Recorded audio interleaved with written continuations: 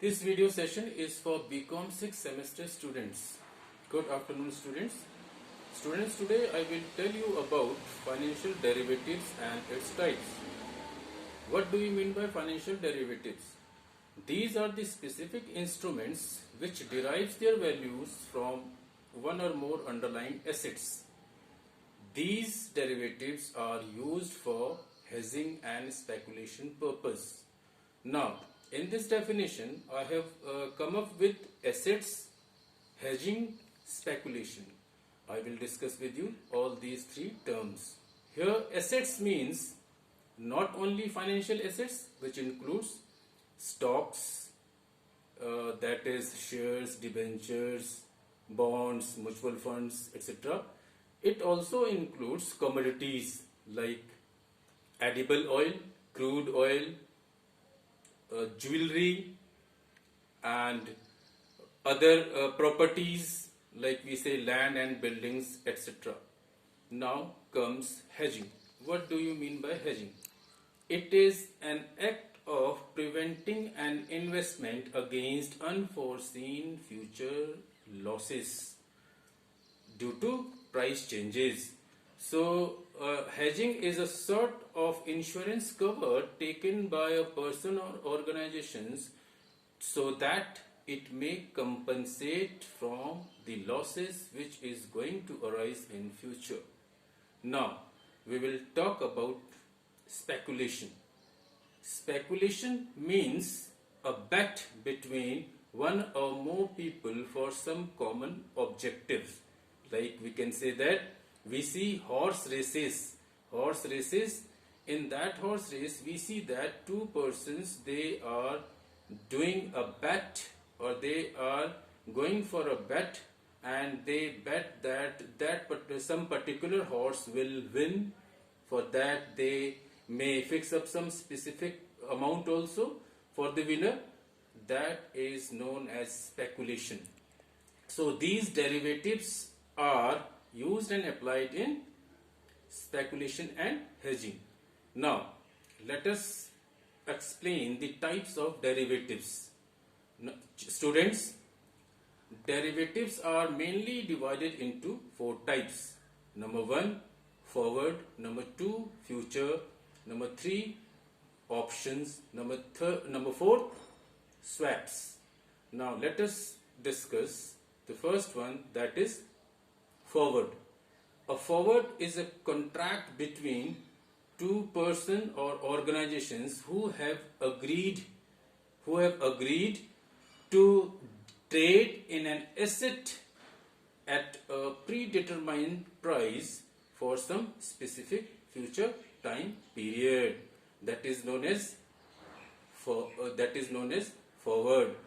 And these forward derivatives are tailor-made. That is, the settlement is done over the counter. It means settlement is done personally. They are also not standardized transactions. Why? Because they are not done in stock exchanges.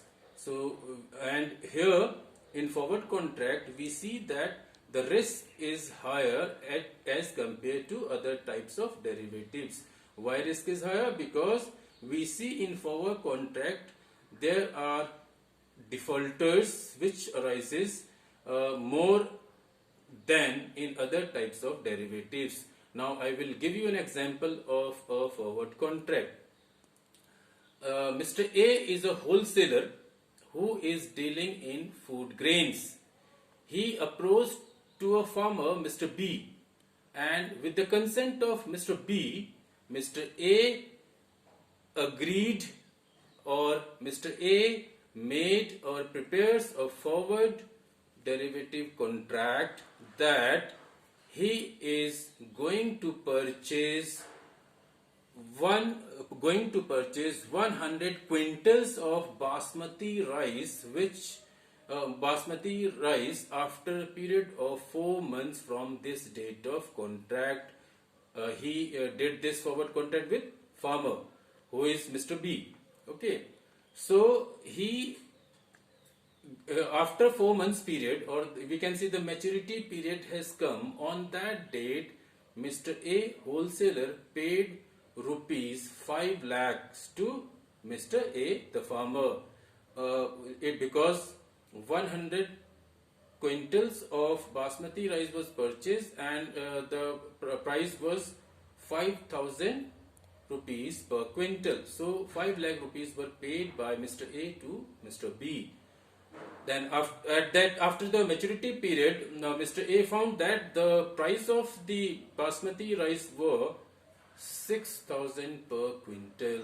So he made a profit of rupees 1 lakh because of this forward contract. Okay, so I think that you have understood what is forward contract. Forward contracts are not there in only commodities; they can be in other financial assets, like including shares, debentures, mutual funds, or it can be in crude oil, edible oil, and other types of, I told you, properties based assets. Right. Now let us come to the second important derivatives, that is known as future derivatives, future contract. Okay, future contract is that contract which is done between two or more persons who have agreed to trade an asset for future time period at some specific price which is determined at present. And these type of contracts are generally known as standardized contract because they are done in stock exchanges. So the difference you know now, because in forward contract the transactions or settlement is done over the counter. Over the counter means personally, when they can sit in any hotel or any restaurant and they can deal that contract. It is actually self-regulated. No rules and regulations are imposed on that forward contract. But in future contracts, this settlement is done in a stock exchange. Okay, in a stock exchange. So this is known as standardized contract. Let me give you an example of this. Suppose Mr. C went to a stockbroker. Mr. C went to a stockbroker and he said that they both have agreed that Mr. A is going to purchase 1,000 shares of Reliance Power Limited. At present, the per value share of Reliance Power Limited is rupees 500. He said that after 4 months, I will purchase 1,000 shares. So they had a future contract. And after the 4 months, when 4 months came, then that we call it maturity period, then he gave rupees 5 lakh to that stockbroker. And at that time, he found that the value of the stock was only rupees 400 per share. So he had purchased 1,000 shares. So he has to bear a loss of rupees 1,000 due to this future transactions. Now let us come to number third, that is option. An option is an agreement between a buyer and a seller who agrees to where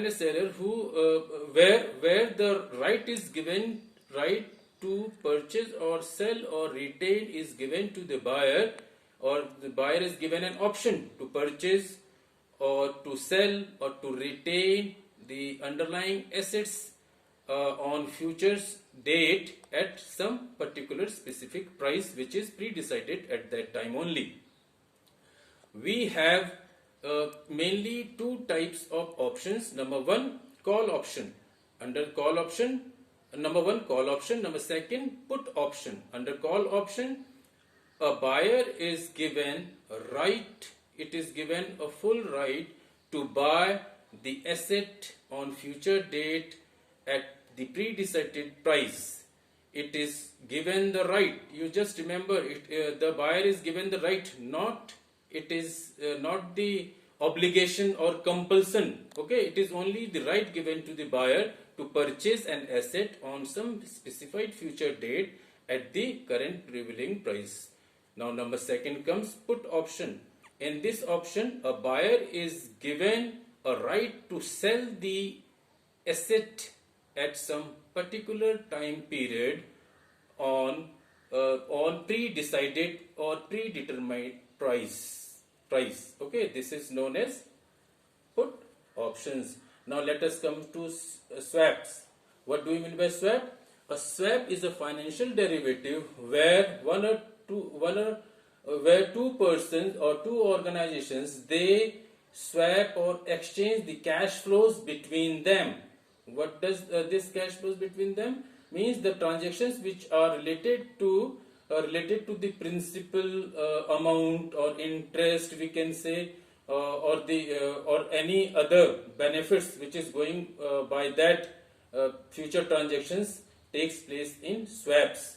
So the important types of swaps are interest rate swaps. What happens in interest rate swaps? When two persons, they agrees to exchange the interest among themselves, not the principal amount, only the interest part they decided to exchange with each other, is known as interest rate swaps. For example, I will give you an example. Mr. A Mr. A has taken a loan of rupees 1 crore from State Bank of India at a fixed rate of 12% interest. And on the other hand, Mr. B, he has also taken loan from Punjab National Bank of rupees 1 crore at 10% per annum interest rate on fluctuating basis. Fluctuating basis means the rate which fluctuates, which changes year by year. And they had taken this loan for, both of them have taken this loan for a period of 10 years, suppose.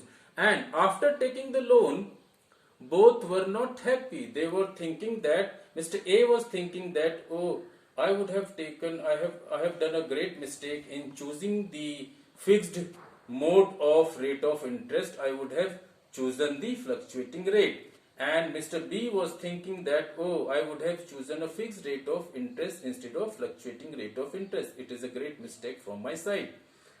Fortunately, they met with each other and they did a interest rate swaps. They said that, okay, fine, we will both exchange our interest rates. Means Mr. A, now Mr. A's interest will be paid by Mr. B and Mr. B's interest will be paid by Mr. A.